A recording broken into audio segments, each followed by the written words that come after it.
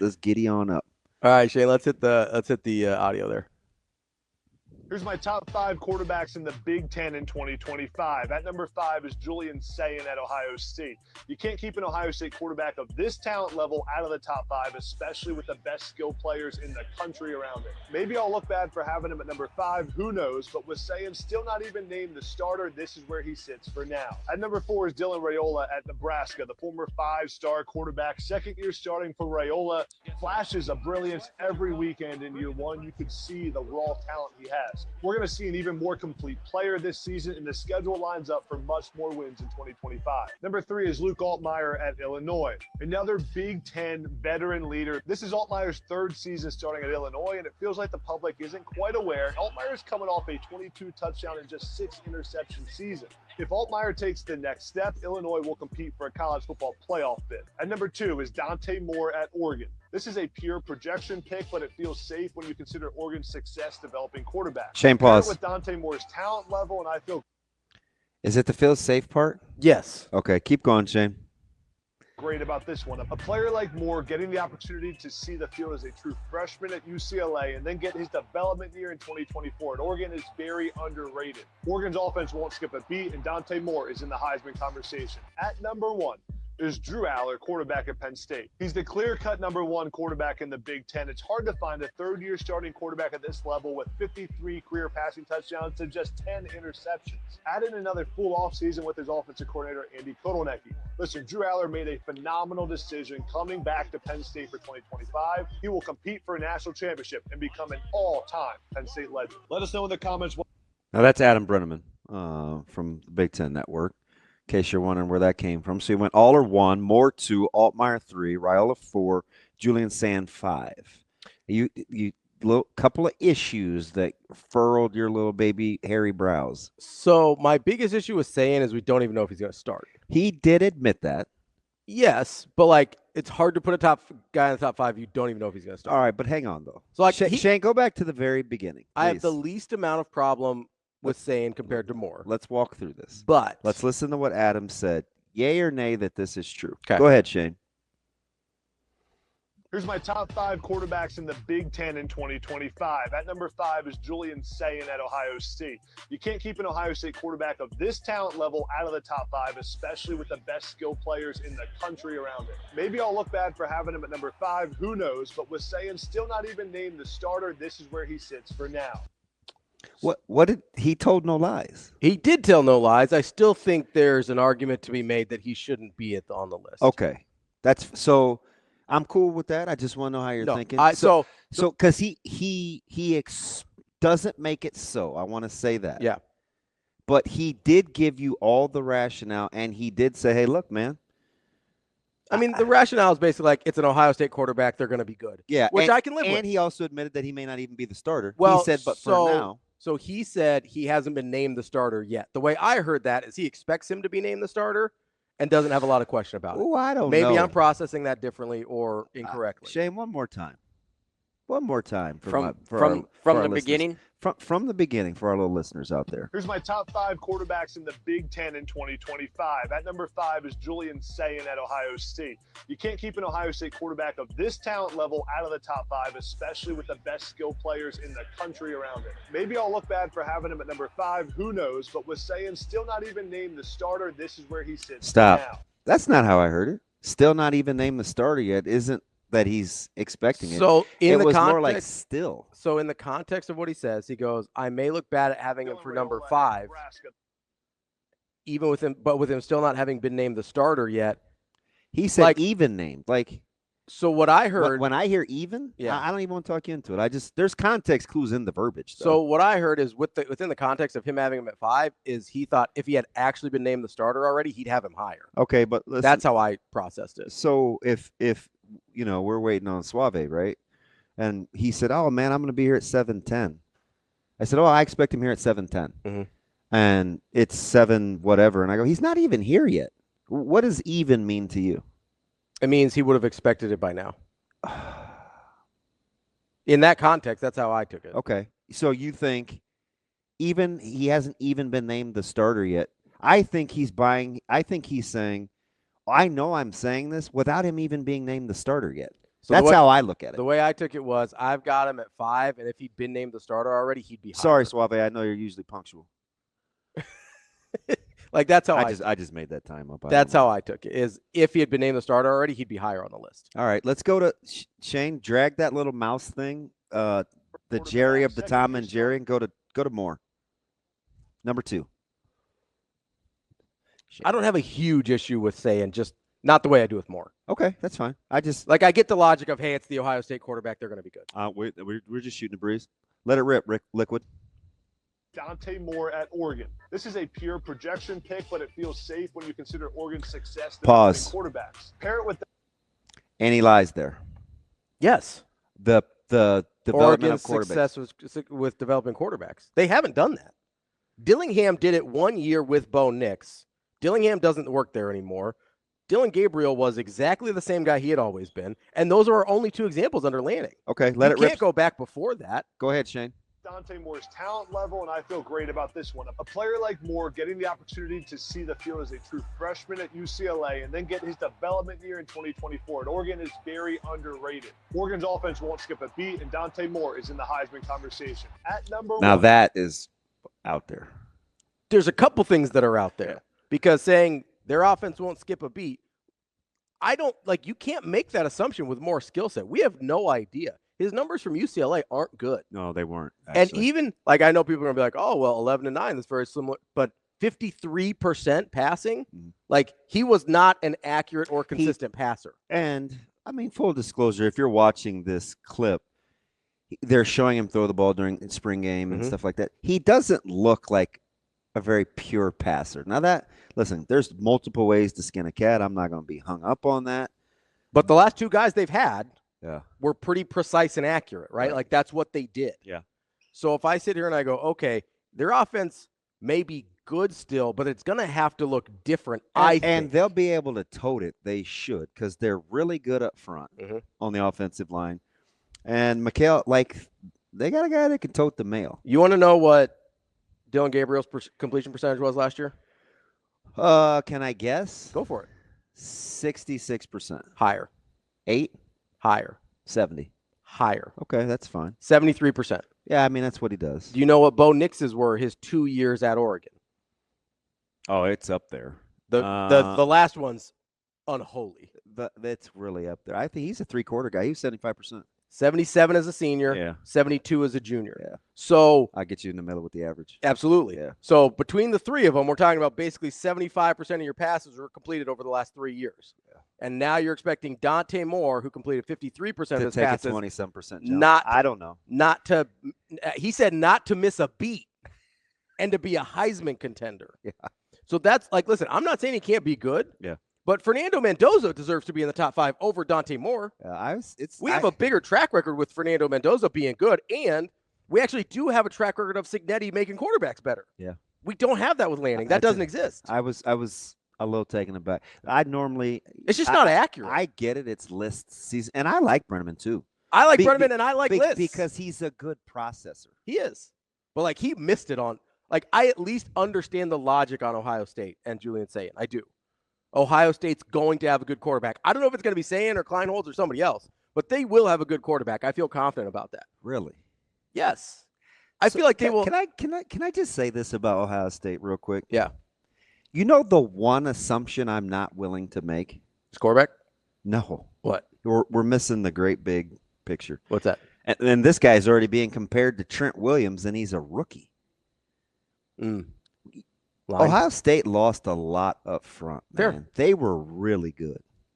Simmons was we're making the last position I want to assume about is O-line. Fair. Totally fair. And so that was the secret sauce for that football team the last handful of years. They were good up front. And they weren't even and they were really good up front last year, and they still weren't physical enough for a team like Michigan. So can I make the argument to you? You probably could. You always ask. Sure, if you want to. Can I make the argument to you that the offensive line could cost them games, but their quarterback will still put up pretty good numbers? Yeah, I don't know. I'm using the Shedeur Sanders model. I'm looking. Wow. No. Okay. No. more disrespect for Shedeur? I'm not being disrespectful That to dude Shedeur. was pretty good. With a bad offensive line. That's what I'm saying. But so I'm not ready to anoint. I'm saying the model, not the same. Like, I can't get my mind Okay. on it. I can't. That's just me. that's fine. I mean, Don't matter to me. that's a heck of a leap of faith. Shedeur Sanders was really good. I mean, you're gonna have to say that out loud. Like, dude, he is really good. I'm the was- guy that was sitting here 2 months ago being like, why the hell is he going in the 5th round? He's not. He was nice. Like, 2nd round, I understand. 5th round, I didn't. So I don't know if Kindholtz or Sand. I don't know if they're in that category. They're I gonna don't. be. Yeah, I don't. So, But my point is there is a model in which you can scheme up having pretty decent numbers as a quarterback, but it's going to cost you games because your offensive line isn't good I would enough. be more apt to think a school like Oregon could do it that has made a living with RPO and those zone concepts than Ohio State, who gets vertical in the passing game. Fair. Right? A lot of over routes, those sales, those PCs to, Jeremiah Smith and listen, Tate's gonna be nice. We already know about what's his buckets. Jeremiah Smith. I said, what's his buckets? The guy's the real deal. But it's like they get vertical. So I don't know. You're gonna have to be able to protect the quarterback. Are we underselling another offensive coordinator change?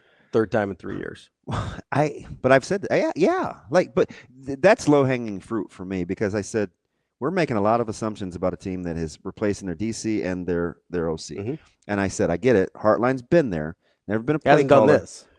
So, and Ryan Day gave up play calling for a reason. And they do get vertical in the passing game quite a bit. And the thing that I wasn't really willing to concede is Ohio State was pretty good up front. Yeah, they were.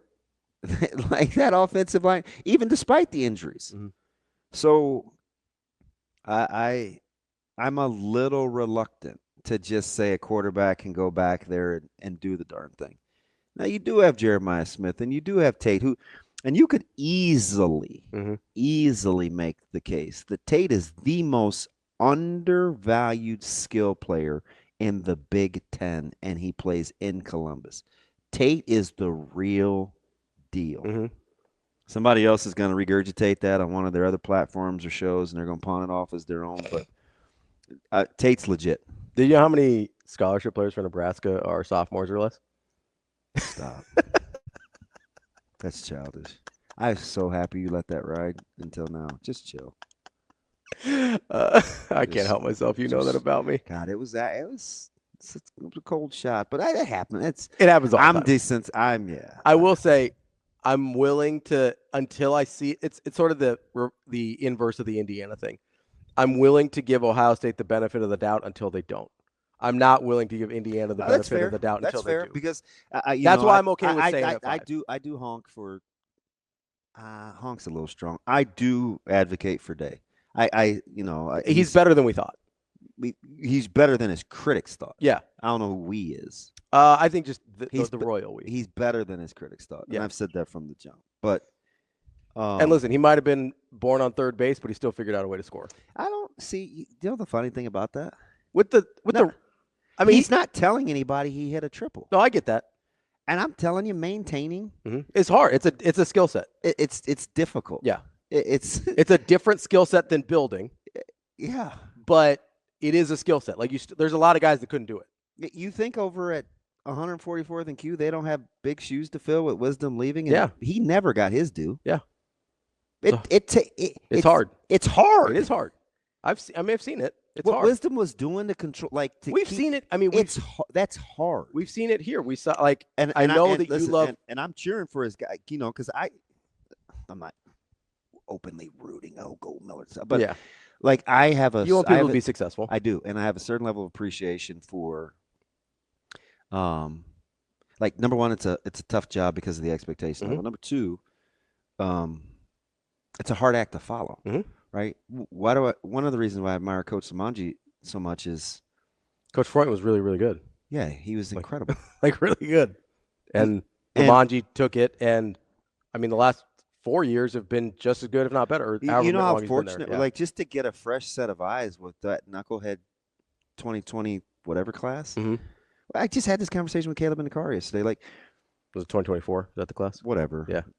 That's that team.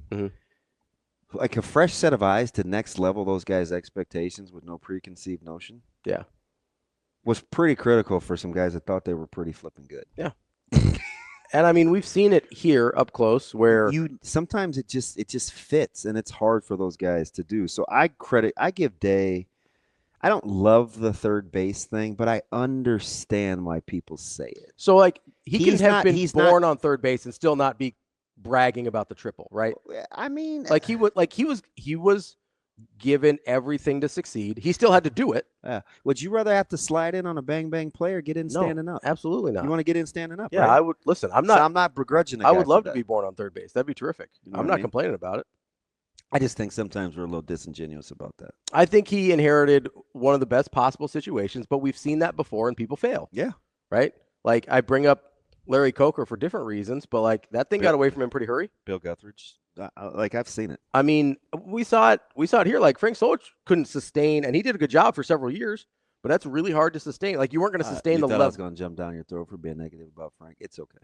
I mean, it's okay. That's my guy. Regardless of what anybody says, I did want to couch it a little bit. I'm riding with that. But like he had a really good success for the first handful of years, and then even though he was better than we give him credit for, like there is a dip because you weren't going to sustain what happened from 93 to 97. Like that wasn't a like Kalen DeBoer. We're seeing it with Kalen DeBoer right now. You know how I feel about Kalen DeBoer. You think I don't have a certain level of appreciation from going from 94 to 95 to control us? Yeah. You had some characters. Just hard. Yeah. I think that's accurate. It's really hard. But so my point though, I don't have a huge problem with saying I don't. It was hard. But the more thing doesn't make any sense to me. Yeah, and I know you're down on that one anyway. So I am, but the reasoning he gave, there's probably reasoning out there that he could have given me that'd be like, okay, 2 seems high, but it's not crazy. The reasoning he gave was not good. I thought you would be a lot happier. Shane, go to 4. Drag your little mousy McMouse thing. Oh, I didn't forget about Dylan. Go to 4 and see what our man Mr. Breneman had to say about Mr. Dylan Raiola. Liquidity? Still rolling. The mic is officially yours. Well, I'm still rolling here. Why? It's hot. Who is he, Tupac? Picture me roll. Picture me roll. Nebraska, the former 5-star quarterback, second year starting for Raiola, flashes of brilliance every weekend in year 1. You could see the raw talent he has. We're going to see an even more complete player this season, and the schedule lines up for much more wins in 2025. Number 3 is Luke Altmaier. Do you agree with that? No, I think we're on the schedule thing. I think the schedule lines up for exactly as many wins as it lined up for last year. I just think they're better this year. It's a terrible narrative. Another Big Ten veteran leader. It's a terrible narrative. Yeah, no, I think it is largely the same difficulty of schedule as last year. And we don't know yet because we don't know if there's an Indiana on there that's a little sneaky or whatever. But my point is, I thought last year set itself up to have just as many wins as this year. Nebraska couldn't execute on that. How many times have we talked about, hey, if their special teams isn't just in the toilet, they have 9 wins easy. Boom. Like it's 2 more wins automatically. Illinois and Iowa. I get the non-con because you don't see Colorado. Sure. But I do think Cincinnati will be more difficult than we think. But also they beat Colorado, so what's the difference? No, I understand. You know what I mean? I'm just saying the marquee. From his standpoint. The conference schedule. I think it's about the same. And you have some games where I'm like, the UCLA USC stretch is kind of sneaky, tricky. I know Pasadena is the one you keep talking about. You don't want to hear it, but I mean, and it's at home. Mm-hmm. I'm not tickled with where Michigan State falls after Michigan. Sure. And I know you've got concerns about at Minnesota on a Friday night. I have. That's not going anywhere. Yeah, that's totally fair. Nebraska struggled. I don't love going to Pasadena late, which you know, especially when the 2 California teams get us off a bye. Listen, DB's being soft or he's couching or this, that, and the other. I'm a realist, and I don't love schedules because we see names and we all of a sudden we get enamored with predictions, and it's fine. It's the offseason. It's what people do. But you do get both Cal teams off a bye. And I do think Michigan State at home is nice instead of having to go Michigan at home, Michigan State on the road. I'm just telling you, SC, UCLA, Penn State, Iowa. That's a tough stretch. Is a ridiculous stretch. That's a tough stretch. Now you get Penn State off a bye week, which is nice. So appreciate that. Do you want me to tell you You how get Iowa comfortable at I am home. to going to Maryland? I would guess you're less comfortable than most. Like, I'm not saying you should or shouldn't be, but Yeah, I think most people don't even look at that game. I just got to see it. I think Maryland's going to be a little bit down this year. I don't know that that's a great Maryland team, but I don't look at this. Yes, JP. The schedule is cheeseless. I am not finding a good piece of cheese in the schedule. I don't look at this schedule and go, like, I don't think they're going to go 10-2 because I think it's an easy schedule. I think they're going to go 10-2 because I think they're good, right? So I look at these games and I go, hey, if I think this team is good, do they go win this game? And to me, the answer is yes most of the time. But if there's some of the same foibles we've seen Nebraska get caught up in years past, a lot of these games could be tricky. Yeah. Well, so not to morph this into Nebraska schedule, I'm going to get off of that. Yeah. Okay, so you clearly would bump Sayin out and Moore out. Who goes in? Mendoza and So I'm okay with Sayin at 5. I would definitely, the only guy I would for sure bump out is Moore. okay. Mendoza would go in for me. Who do I like more than Sayin if I'm bumping 2? Michigan's a non-starter. I don't think obviously. you're riding with Chillis. No, not yet. I mean, I don't have more reason to believe in Chillis than I do an Ohio State quarterback just in general. Not Billy Edwards. Not Gronowski. No, not Gronowski. Although, like, I could hear an argument. If you want to talk about track record and things like that, like, I'd hear an argument, but it's Iowa offense, so nobody's going to make that argument, which is fine. But he's got, like, Gronowski's interesting at the very least for me. Altmaier is probably where he belongs. If you put him at 2, I wouldn't be mad. Maava? I'm not a big Maava fan, but not Nico either, huh? But I would actually take either Nico or Maava over Moore, because if you're making the argument for me and say, hey, it's Lincoln Riley, this is the guy he chose, okay, I can live with that. That's it. Suave's got the graphic up. Aller, Moore, Altmaier, Raiola, Sayin. I would take A either little bit of a typo for Julian. But Rico just got here. Nico or Maava. Because Nico, I go, hey, he was actually productive at a Power 5 school last year in the SEC, comparable talent level to the Big Ten, and we think he's going to be a little bit more comfortable being close to home. I'll hear that argument. I don't know if I necessarily agree, but I'll hear that argument. I do think, and again, not a Maava guy, if you're going to just tell me, hey, Lincoln Riley's going to figure it out with his quarterback, that's basically the same argument we're making for Sayin, right? Is Ohio State's going to figure it out with his quarterback versus Lincoln Riley's going to figure it out with his quarterback? Yeah. So I could make that argument either way. I'm fine with that. There's nobody obviously that I would take over Sayin. There is somebody I would obviously take over Dante Moore. And honestly, I'd probably take Nico, Mendoza, or Maava over Dante Moore if I'm making that list. Yeah, I see. The Dante Moore thing doesn't make any sense to me. I see one-score games. I see a one-score game versus Cincy. I see a one-score game versus Michigan. I see a one-score game versus Michigan State. I see a one-score game versus Maryland. I see a one-score game versus Minnesota. I see a one-score game versus SC, UCLA, and Iowa. I think all those games are one-score or are within 7 points. Call me crazy. I mean, I'm not going to call you crazy. Like, that's what Nebraska's been doing. They've been playing one-score games. Now they've gone the wrong way more often than not, but that's what Nebraska's been doing. I think there's probably some of those that Nebraska ends up winning by more than that because, again, I just think they're good, and I think the combination of a second-year Raiola and Holgorsen is going to Cody's officially crazy. You know who he had the nerve enough to say I'm sleeping on? Who? Damon Williams. Oh, no, you love Damon. That's your guy. Cody.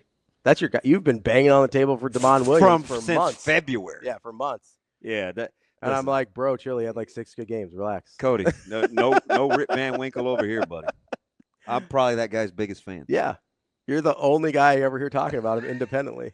And I'm like, I get it. You like Damon Williams. Yeah. Cool. That's what I thought you were that's what I thought you were going to say. No. But I know you're sick of me cramming him down your throat. And listen, you can make a Damon Williams argument better than you can make a Julian Sayin argument. No, better than more. You could make the D-Dub yes. argument more. Now, you wouldn't put D-Dub second. No, but if you want to bump the list up and he's 5, that's Yeah. fine. Yeah, I don't have a problem with that. Yeah. No Rip Van Winkle over here, Cody. I don't have a problem Trust. with Damon Williams. I actually think, should I take it a step further? Washington would be, who just had him 10th or 11th in the conference? Oh, I don't remember. Was it Phil? It might have been Philip. Yeah, because I think I'm like, it felt like yeah, Brett no. was a little higher on him than I that. don't know, man. He didn't give us a placement, but he brought him up as kind of that middle of the pack team. Yeah. So I think he's a little Cianci? higher. Yeah. Yeah. I think he's a little higher on him than Phil is. But yeah, I mean, if you want to throw Damon Williams in there, like I can look at Dante Moore and Julian Sayin and be like, yeah, Damon Williams is a better case than both those guys. I'm fine with that. Like Jed Fish actually does have a history of developing quarterbacks and developing offenses and making players better. Fafita's still waiting for Fish to come back. I know. He's like, hey, I miss you, buddy. Can you take me with you? Yeah. I'm like, You think very interested. Do you know how that played out? Was that Fafita decided to stay or Fish decided not to take him? Yeah, I don't know. Because if Fafita decided to stay, you think he regrets that every day? Well, he had Tet and I get that. He had some weapons. I get that. And people liked Arizona. They did last year. They did. So I think if he had to play over again, he might have followed Fish. Yeah. What do you think happens with our man Retzlaff? I still think he transfers. If you're not aware, the civil suit was dropped. Yeah. But I said this to you in the text last night. BYU hardlines the honor code stuff pretty aggressively. Yeah. I don't think they're going to let up on the suspension just because the suit was dropped, because their issue wasn't the suit. It was the fact that he admitted to breaking the honor code. Yeah, but I don't know. I think they're going to hardline it. I really do. I don't think they're going to let the guys in which the honor code was brought up was the whole consensual versus non-consensual thing. But did you realize how old that was? Yeah, it's 2 years, right? Yeah. November 2023. Yeah. I don't know. And maybe Retzlaff leaves on principle. Where he's just mad at him. Mad. Yeah. You know. I honestly, maybe I'm thinking too much old school BYU. I really don't think they're going to let up on the suspension. Listen, they cost themselves a real opportunity with Jimmer as a senior when they suspended Brandon Davies. They were number 3 in the country. Oh yeah. When they suspended him. Like that was a legitimate final. Precedent has clearly been set. Yeah, like that was the second best player on a team that could have made a Final Four with the best player in the country at the time. Like if I get that's been 14 years at this point. That was like 2011, I think. But has BYU changed that much? I don't know. It doesn't seem like it to me. I don't think they're going to. I just don't think there's another contender that needs a quarterback as a landing spot. So I do have to entertain TK's question of, is BYU just still the best spot for him football-wise? Or does he go FCS? FCS is interesting. Where do you think? I know who wouldn't take him just because of his personality, and they like what they have at South Dakota State, North Dakota State. Yeah. Now South Dakota State might take him with Gronowski going. I know Coach Jackson well, so I thought maybe you were talking about his personality. I think, but with losing Gronowski, like maybe make that phone call. And their best athlete is at quarterback, but he is extremely unproven in Brookings. You know what Retzlaff would do at the FCS level? I know. I know, not being disrespectful. That's why TK wanted his stats. Listen, TK, if he goes to the FCS, you are not getting those stats. I'm gonna. I do appreciate him lobbying, though. No, I get it. Group of 5, I'll think about it. Probably still a no. So do we go to the extra quarterback thing? I mean, over injury, how are we handling injuries? Do you get an extra quarterback if somebody goes out for the year? No. Yeah, I know. Like, I don't know, man. I feel like we may have to do TK a solid. Feel like he needs to do better. You let Shane pick a golfer that was 4 strokes in the lead on a Thursday. That's fine. It's because it's Shane. And not only that, his last pick, you didn't even make me a long shot. He got to take Fleetwood. And you're going to hold TK hostage? Too bad. We'll see where he lands. And Shane won. We'll see where he lands. It's not fair. You don't even like the guy, and you let him get away with bloody murder. Who said I don't like Shane? Well, you're mean to him. I'm mean to everybody. That's true. Come on, don't be dramatic. Although, you know who you're not mean to? Who? Rico. Oh, I love Rico. Which I mean, is silly. I'm mean to Rico all the time, though, in the office. You just don't see it. Oh, look, he's vouching. Oh, Rico, am I mean to you? You're just a Richard head to begin with. I wouldn't call it mean. No. There's varying degrees. Oh, yeah, there are. But if you're like, oh, everybody you're mean to, you don't like, then you wouldn't think I like anybody. I like a lot of people. I'm just mean to everybody. Can I ask you one more question about this? Because we heard very little about the OC quarterback relationship in that list. Under or overstated? I think it's understated. Yeah. That's what that was my whole argument with Dante Moore. Like we're just assuming Will Stein is going to turn him into Dylan Gabriel or Bo Nix or Kirk Campbell at Michigan or like no. It's very, very, very interesting. You know, and part of my reason for being so excited about DR is Dana. 100%. I mean, do you not remember like a month ago I'm like, he's never not been good at this? I'm pounding on the table. Like, that is a huge part of this with Dylan. And with my thinking Nebraska is going to go 10-2. More is an incredible leap of faith. I think it's a blind leap into nothingness. Like, you're as likely to splat on the rocks as you are to get caught by anything. Splat on the rocks. Like, all I can think of is Equalizer 2, where the storm is going in the cod and the dude's eyeball is dangling out and he hits the rocks down below. That seems splat. Seems aggressive. It was a great movie. Actually, it wasn't great. It was good. It wasn't great. TK Equalizer said, 1, the greatest. Equalizer 3, greater than 2. Oh, you like 3 greater than 2? Yeah. TK says, give me that SDSU natty. Yeah. I'm not giving you FCS stats. We'll see where he lands, but you're not getting FCS stats. That would be a tough move for Coach Jackson because I do think his best athlete is playing quarterback. Yeah. But is his best quarterback playing quarterback? That's a good question. I mean, here we are just hypothetically spitballing Retzloff to Brookings. You never know. You never know. I've just there's no contenders that need a quarterback. Depends on how Tennessee feels about Joey Aguilar. Well, would you like? Here's the funny thing about that. Yeah. I think they feel pretty good because they were willing to be very dismissive of Nico. They ain't even entertained playing the game. They're like, bye. But do you? And it wasn't Felicia. It was Phillip. Bye, Phillip. Would you take Retzloff over Aguilar? I don't know. I think we're kind of misremembering Retzloff's numbers. He's good. He's good, but he's 20-12 guy. Yeah. Like he's good. But it's a guy that can produce at a power conference level. Don't get it twisted. It's July. Yeah. We're late. Super. Hey, Nebraska opens camp in 3 weeks. Sun's getting real low.